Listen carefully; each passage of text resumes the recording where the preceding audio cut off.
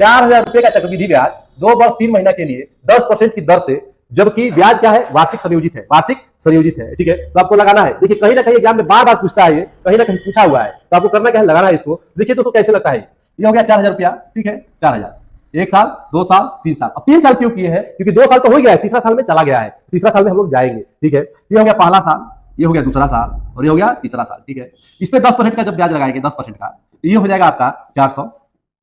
ठीक है, कैसे हो जाएगा, 4000 मल्टीप्लाई 10% का मतलब क्या होता है, ये 2 जीरो से 2 जीरो चला गया, कितना आ गया, 400।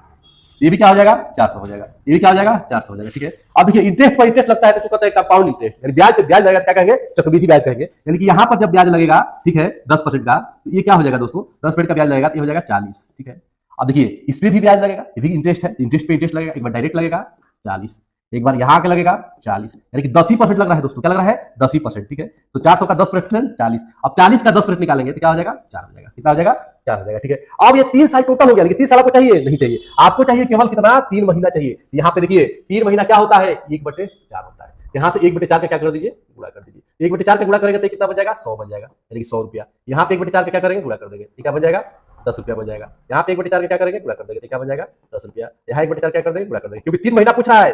ठीक है, 1 हो जाएगा। अब सबको जोड़ देंगे, आपका आंसर आ जाएगा कंपाउंड। देखिए कैसे, 400 400 800, ठीक है, 800 और 100 वहां है 100, अब प्लस देखिए 40 रहेगा, ये 40 पूरा रहेगा। ठीक है, अब देखिए 40 पूरा रहेगा, 10 10 10 10, फिर 1, सबको जोड़ दीजिए, 1 हो जाएगा, 4 1 5 6 961, आंसर कितना आ गया, 961।